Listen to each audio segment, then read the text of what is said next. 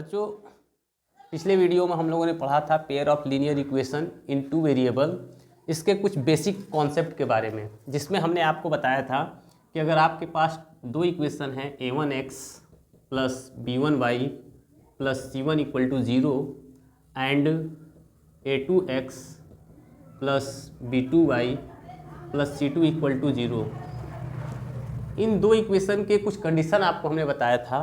वो कंडीशन हमारे ये थे कि if a1 upon a2 is equal to b1 upon b2 is equal to c1 upon में c2, अगर ये तीनों इक्वल होंगे तो ऐसे कंडीशन में हमने आपको बताया था कि मेनी सॉल्यूशन होंगे। यहाँ हमने आपको बताया था मेनी सॉल्यूशन होंगे। बुक्स में आप देखेंगे इस मेनी सॉल्यूशन को इनफाइनाइट सॉल्यूशन भी लिखा हुआ है। ठीक है, मेनी का मतलब बहुत होता है, या इनफाइनाइट सॉल्यूशन भी इसको हम कह सकते हैं। कल इसके बारे में हमने आपको एक चीज़ और बताया था कि जब हम मेनी सॉल्यूशन होगा और इसका हम ग्राफ बनाएंगे तो इन दोनों ग्राफ के लिए हमने बताया था कि अगर एक लाइन L1 होगी, ठीक है, तो दूसरी लाइन L2, दोनों एक दूसरे के ऊपर ओवरलैप कर जाएगी। ओवरलैप का मतलब ये दोनों एक दूसरे के ऊपर कोइंसाइड कर जाएंगे। ये क्या कर जाएंगे, हमारे कोइंसाइड कर जाएंगे। ठीक है, जिसको हमने आपको बताया था कि इस पे x और y, इसकी जितनी भी वैल्यू होगी दोनों ही इक्वेशन की सारी वैल्यूज इसी लाइन पर पाई जाएगी, इसीलिए हम इसको कहते हैं इसका मेनी सॉल्यूशन। और उसके बाद आपको जो है कि बुक्स में ये देखने को मिलेगा, ठीक है, कि हमसे ये क्वेश्चन कर देगा कि इसके मेनी सॉल्यूशन के कंडीशन क्या है। ठीक है, तो एग्जाम्पल में से आपको मैं दे रहा हूँ कि इसकी मेनी सॉल्यूशन के लिए क्वेश्चन आपको कैसे दे सकता है। जैसे एक इक्वेशन ये दे दिया आपको 2x plus 3y plus 5 equal to 0, equation number 1। Second equation दे दिया अगर 4x plus 6y plus 10 equal to 0। ठीक है, ये दो इक्वेशन दे देंगे आपको। अब हमें क्या करना है कि इन इक्वेशन को इससे कंपेयर करना होगा। हम कंपेयर करेंगे और इसमें हम देखेंगे कि a1 की वैल्यू क्या है, a2 की वैल्यू क्या है, और b1 की वैल्यू क्या है, c1 की वैल्यू क्या है, c2 की वैल्यू क्या है। तो हम पहले इक्वेशन को इससे अगर कंपेयर करते हैं तो ये देखते हैं कि यहाँ a1 है और यहाँ क्या है 2 है, तो a1 की वैल्यू हमें 2 मिल गई। a2 का इससे कंपेयर किया हम लोग तो a2 की वैल्यू हमें क्या मिल गई, 4 मिल गई। सिमिलरली b1 और b2 को हम अगर कंपेयर करें इसमें तो b1 की जगह यहाँ क्या है 3 है, और b2 की वैल्यू अगर कंपेयर करें तो यहाँ 6 है हमारा, b2 इक्वल टू 6। ये हमारा 5 है c1 की प्लेस पर, और ये c2 है और c2 की प्लेस पर 10 है, तो c1 की जगह 5 हो गया आपका और c2 की वैल्यू क्या हो गई, 10 हो गई। अब इन सारे वैल्यूज़ को इसमें हम लोग पुट करके देखेंगे, पुट करके देखते हैं क्या हमारा ये तीनों इक्वल हो रहा है कि नहीं हो रहा। तो हम इसको पुट करेंगे तो 2/4 इक्वल टू 3/6 इक्वल टू 5/10। अब अगर हम इसको सिंप्लीफाई करें 2 1 जा 2, 2 2 जा 4, 3 1 जा 3, 3 2 जा 6, 5 1 जा 5, 5 2 जा 10, 1/2 इक्वल टू 1/2 इक्वल टू 1/2। अब देखिए सारे वैल्यूज़ हमको क्या मिल रहे हैं, इक्वल मिल रहे हैं। ठीक है, इसका मतलब ये है कि अगर ये सारे इक्वल हैं तो इसके क्या होंगे, हमारे मेनी सॉल्यूशन होंगे। इसके क्या होंगे, हमारे मेनी सॉल्यूशन होंगे, मेनी सॉल्यूशन होंगे। ठीक है, जब मेनी सॉल्यूशन होंगे हमारे तो इसमें एक चीज़ और हम आगे पढ़ेंगे। ठीक है, कंजिस्टेंट और इनकंजिस्टेंट, ये बातें हमसे पूछेगा। तो जब हमको सॉल्यूशन मिल जाएगा उसको हम लोग कंजिस्टेंट कहेंगे, उसको हम लोग कहेंगे कंजिस्टेंट। ठीक है, हम आपको चैप्टर वाइज नहीं पढ़ा रहे हैं, हम आपको पहले पूरा बेसिक कॉन्सेप्ट आपको बता दे रहे हैं, फिर हम जो एनसीईआरटी की बुक की जो है क्वेश्चन बाय क्वेश्चन आपको सॉल्यूशन दे देंगे। ये पहले मैं आपको एक शॉर्ट वीडियो में आपको ये बताना चाहता हूँ कि इस पूरे छोटे से चैप्टर को आप कम से कम समय में एग्ज़ाम पीरियड में आप रिवाइज कर सकते हैं। ठीक है बच्चों, तो ये एक चीज़ हम समझ गए कि अगर मेनी सॉल्यूशन है और कंजिस्टेंट है तो इसका कंडीशन ये हम अगर देखें, ठीक है, तो यहाँ भी हम लिख सकते हैं ये कंजिस्टेंट, इसको लिख सकते हैं हम लोग कंजिस्टेंट लिख सकते हैं इसको, कि ये तीनों वैल्यू अगर अनइक्वल हो, सिर्फ हम यहाँ क्या लगा दिए, अनइक्वल लगा दिए। ठीक है, तो हमने आपको बताया था यूनिक सॉल्यूशन। क्या बताया था? Unique solution. ठीक है, तो यूनिक सॉल्यूशन के बारे में हमने आपको बताया था कि जब ये दो इक्वेशन लेंगे और ये तीनों वैल्यू इक्वल नहीं होंगे तो वो दोनों एक दूसरे को इंटरसेक्ट करेंगे। दोनों लाइन क्या करेंगी? एक दूसरे को इंटरसेक्ट करेंगी और एक पॉइंट दोनों में कॉमन होगा। ये एक पॉइंट क्या होगा? दोनों में कॉमन होगा, और इसको भी हम लोग कंजिस्टेंट बोलेंगे। इससे भी हम लोग क्या बोलेंगे? कंजिस्टेंट बोलेंगे। ठीक है, अब इस पर बेस हम लोग क्वेश्चन कर लें। अगर हम यहाँ देखते हैं, अगर 2x + 5y + 7 = 0, 3x + 4y + 9 = 0, ये हमारे पास दो इक्वेशन हो गए। ये फर्स्ट इक्वेशन है, ये सेकंड इक्वेशन है।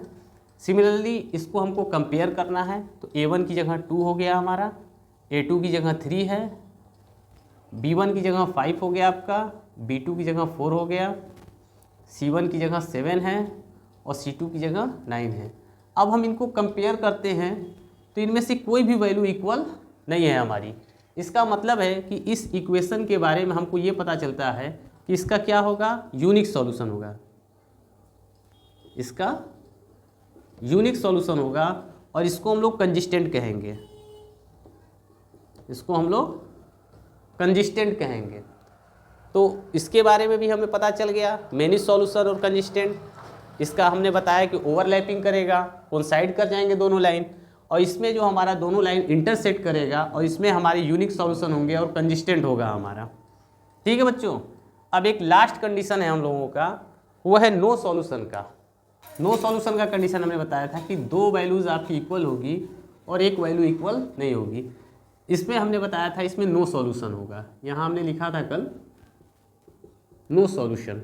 नो सॉल्यूशन का कंडीशन हमने आपको बताया था कि दोनों लाइन एक दूसरे के पैरेलल होंगी। दोनों लाइन एक दूसरे के क्या होंगी? पैरेलल होंगी।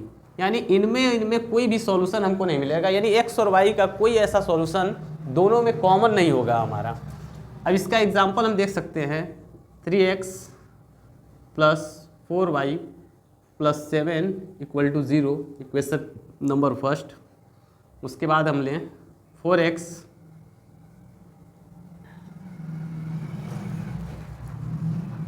+ 6x + 8y + 9 = 0।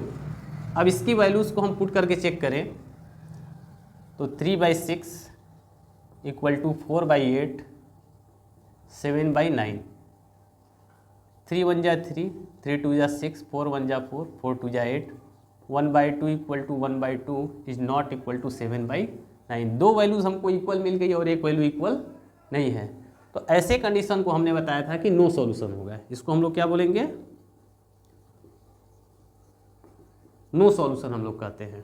ठीक है, और इसको इनकंजिस्टेंट कहते हैं, इनकंजिस्टेंट बोलते हैं। इसको हम लोग क्या कहेंगे? इनकंजिस्टेंट कहेंगे। इस तरह से आप देखेंगे एनसीईआरटी का एक्सरसाइज 3 अगर ये देखते हैं तो उसमें आपको एक्सरसाइज 3A का फर्स्ट एक्सरसाइज आपका पूरा फिनिश्ड हो जाएगा। इसको सिर्फ आप इतना ही पढ़ लेंगे तो एक्सरसाइज फर्स्ट आपका जो है 3A पूरी तरह से इसमें आपका क्या हो जाता है? कंप्लीट हो जाता है। उसमें कोई भी क्वेश्चन आपका नहीं बचेगा, चाहे इसमें आप किसी भी तरह का कोई क्वेश्चन आ जाए। आपको ज़्यादा से ज़्यादा यही पूछता है, ठीक है, कि नो सॉल्यूशन है, यूनिक सॉल्यूशन है या मेनी सॉल्यूशन है, या फिर आपको ये कहता है कि कंजिस्टेंट है या इनकंजिस्टेंट है। तो कंडीशन आप सिर्फ याद रखेंगे तो आप इसको बता सकते हैं। इसके बाद बच्चों आपको एक क्वेश्चन आता है, फाइंड द वैल्यूज़ ऑफ के।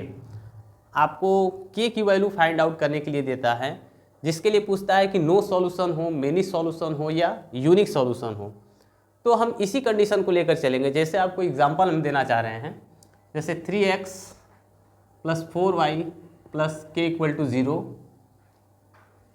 4x + 7y + 9 = 0। आपसे पूछ देगा इस क्वेश्चन में कि फाइंड द वैल्यू ऑफ के, ठीक है, for which this solution is unique solution.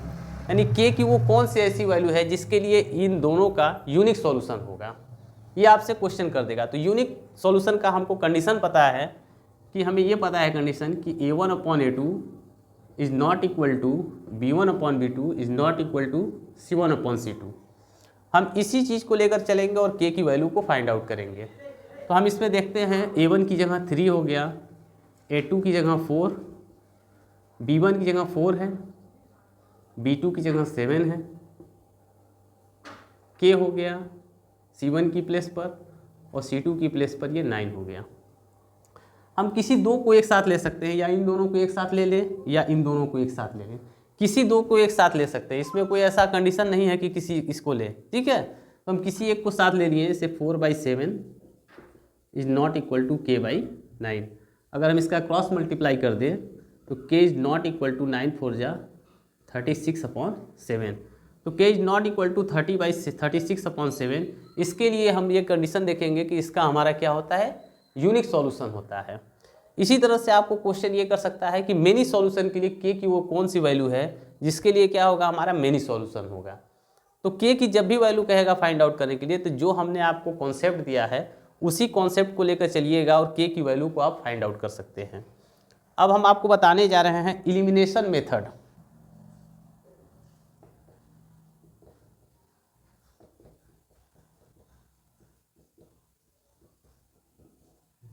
Elimination method, हम देखिए इस मेथड से x और y की वैल्यू को फाइंड आउट करेंगे। कोई क्वेश्चन हम लोग ले लेते हैं, 2x + 3y + 7 = 0, 4x + 5y + 8 = 0, equation number first, equation number 7। ये एलिमिनेशन मेथड हमारा क्या है, हमको ये समझना है पहले। एलिमिनेशन का मतलब है एलिमिनेट करना, यानी किसी एक को हम गायब करेंगे, ठीक है।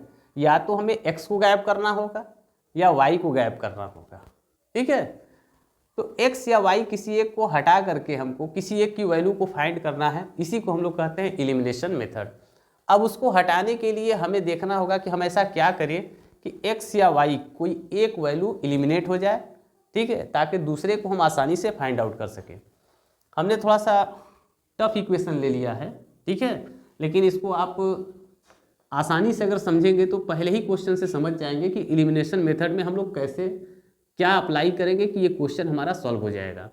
इस वीडियो में देखो, हमारे बताने का मतलब ही यही है कि हम कम समय में जल्दी से जल्दी हम क्वेश्चन को समझ सकें और क्विक रिवाइज कर सकें, क्विक रिवाइज करके हम एग्ज़ाम के लिए अपना प्रिपरेशन कर सकें।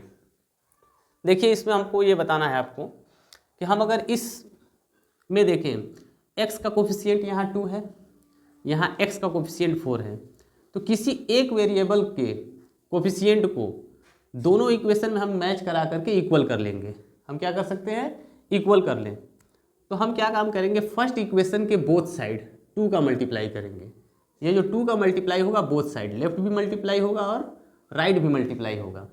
अगर हम इस 2 का इसमें मल्टीप्लाई करते हैं, 2 2 जा 4x, 2 का मल्टीप्लाई 3 में करेंगे तो 2 3 जा 6y प्लस 2 7 जा 14 = 0। अब इसको इससे हम क्या करते हैं, सब्ट्रैक्ट कर देंगे। सब्ट्रैक्ट करते वक्त नीचे सबका साइन चेंज हो जाएगा, माइनस माइनस माइनस। अब ये प्लस 4x ये माइनस 4x कैंसिल आउट हो जाएगा। अब इसको इससे सब्ट्रैक्ट करेंगे तो ये माइनस 6y है और ये प्लस 5y है। सब्ट्रैक्ट करेंगे तो यहाँ हमारा माइनस y आएगा।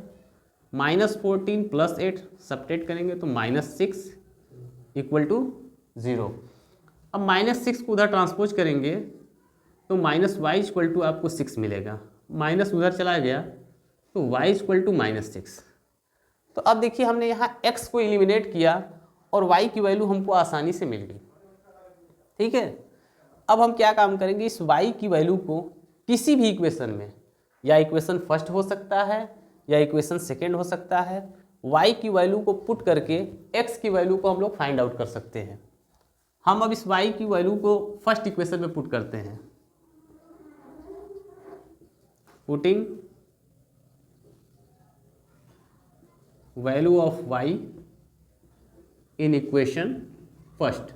हम इक्वेशन फर्स्ट में y की वैल्यू पुट करें। इक्वेशन फर्स्ट हमारा क्या है, 2x + 3y + 7 = 0। अब ये y की वैल्यू यहाँ पुट करेंगे तो यहाँ y का मल्टीप्लाई 3 से है, यहाँ -6 है तो 3 और -6 का मल्टीप्लाई हो जाएगा। तो 2x + 3 × -6 + 7 = 0। 2x 3 और -6 का जब मल्टीप्लाई होगा 3 6 जा -18 + 7 = 0। -18 को +7 से सब्ट्रैक्ट करेंगे, कितना आएगा हमारा? -11 = 0। ट्रांसपोज कर देंगे तो 2x = 11, x = 11/2 आ जाएगा हमारा। तो अब इस तरह से हम देख सकते हैं कि हम y की वैल्यू हमें -6 मिली और x की वैल्यू हमें क्या मिली है? 11/2। तो ये हमने सीखा एलिमिनेशन मेथड। एलिमिनेशन मेथड से हम किसी क्वेश्चन को कैसे सॉल्व करेंगे और x और y की वैल्यू को कैसे सॉल्व करेंगे। इस क्वेश्चन को आप लोग नोट कर लीजिएगा। इसके बाद एक और क्वेश्चन मैं आपको बता रहा हूँ एलिमिनेशन मेथड से। क्वेश्चन ऐसे भी आपको लिखा हुआ मिल सकता है, x + y = 7, 2x + 4y = 5। Question इस तरह से भी आपको मिल सकता है। अब इस क्वेश्चन में हमें ज़्यादा कुछ नहीं करना है। यहाँ देखिए x का कोफिशिएंट 2 है, यहाँ x का कोफिशिएंट 2 है, यहाँ हम 2 का मल्टीप्लाई कर दें तो x का कोफिशिएंट इक्वल हो जाएगा। अच्छा, हम x का ही कोफिशिएंट क्यों इक्वल करें, हम y का भी कर सकते हैं। यहाँ देखिए y का कोफिशिएंट 4 है, तो अगर हम 4 में बोथ साइड मल्टीप्लाई कर दें इक्वेशन फर्स्ट में, तो इक्वेशन फर्स्ट को भी हम क्या कर सकते हैं? y को इक्वल कर सकते हैं। चलिए हम y को इक्वल करते हैं, 4 का मल्टीप्लाई कर लेते हैं। 4 का मल्टीप्लाई किया इसमें हमने 4x, इसमें मल्टीप्लाई किया 4y और 4 7 जा 28। अब इसको हम सब्ट्रैक्ट कर देते हैं, minus minus minus.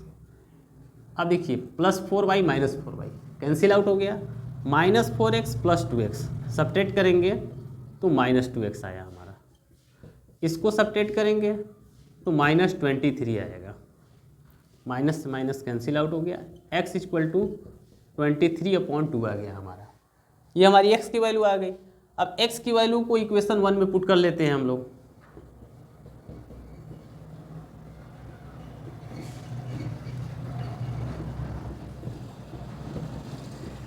Equation first में हम इसकी वैल्यू को पुट कर लेते हैं। इक्वेशन फर्स्ट क्या है? x + y = 7 है हमारा। x की वैल्यू इसमें पुट करते हैं हम लोग, 23/2 + y = 7। इसको उधर ट्रांसपोज करेंगे तो माइनस में हो जाएगा, 7 - 23/2। एलसीएम ले लेंगे 2, 2 7 जा 14 - 23, सब्ट्रैक्ट हो जाएगा तो 13 4 9, तो ये आपका हो जाएगा -9/2। तो इस तरह से हम x की वैल्यू निकाल लिए और y की वैल्यू निकाल लिए। ठीक है बच्चों, तो ये हमारा हो गया पूरा टोटल एलिमिनेशन मेथड। ठीक है, अब इसके बाद हम लोग पढ़ेंगे एलिमिनेशन मेथड के बाद सब्स्टिट्यूशन मेथड और क्रॉस मल्टीप्लिकेशन मेथड। तो नेक्स्ट वीडियो में मैं आपको बताऊंगा सब्स्टिट्यूशन मेथड और क्रॉस मल्टीप्लिकेशन। आज के लिए बच्चों इतना ही काफ़ी आपके लिए।